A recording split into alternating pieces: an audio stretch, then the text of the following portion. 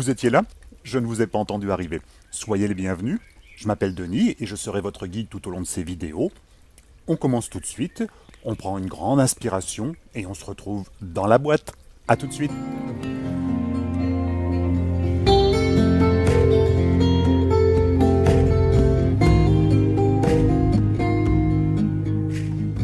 Avant de nous intéresser au logiciel Opal, consacrons quelques instants à détailler l'organisation de la formation. Cette formation, à distance, se déroule au sein de la plateforme d'enseignement Moodle d'Aix-Marseille Université, plateforme appelée Amétis.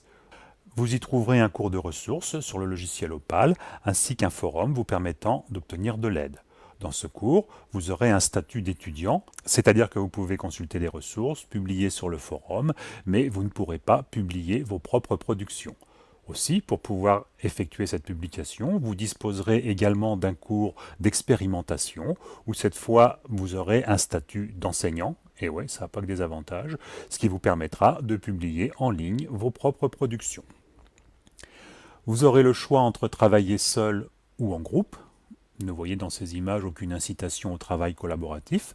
Et si vous souhaitez travailler de manière collaborative, vous disposerez d'un serveur qui vous permettra de retrouver le même interface que sur votre ordinateur, mais en ligne, ce qui vous laissera la possibilité de travailler de manière collaborative avec des collègues, même s'ils ne sont pas géographiquement proches de vous. Le fonctionnement de ce serveur, du nom de MyScenary, sera détaillé ultérieurement. La formation va se dérouler en 4 phases. Première phase, l'apprentissage. À partir des ressources, vous vous entraînez sur le logiciel Opal, seul ou en groupe. Une stratégie possible, c'est de commencer à se familiariser seul avec le logiciel, puis de constituer un groupe pour pouvoir publier ensuite votre projet sur le cours d'expérimentation. Une fois votre projet terminé, nous passons à la seconde phase, qui est la phase d'évaluation par les pairs. Dans cette phase, votre projet sera évalué sous forme de commentaires en fonction de critères prédéfinis par 2 de vos pairs et vous-même, vous aurez à évaluer les projets de 2 de vos collègues.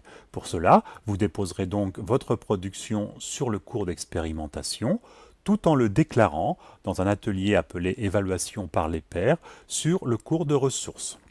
Ce qui permettra au logiciel de vous attribuer de manière aléatoire 2 projets à évaluer et vos projets seront eux-mêmes évalués par 2 de vos collègues.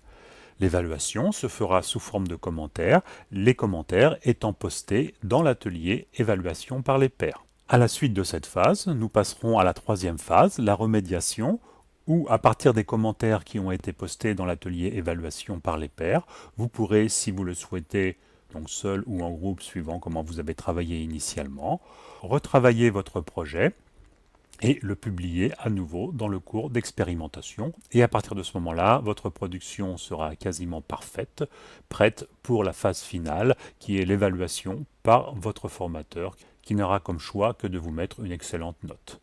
C'est terminé pour cette vidéo. À bientôt!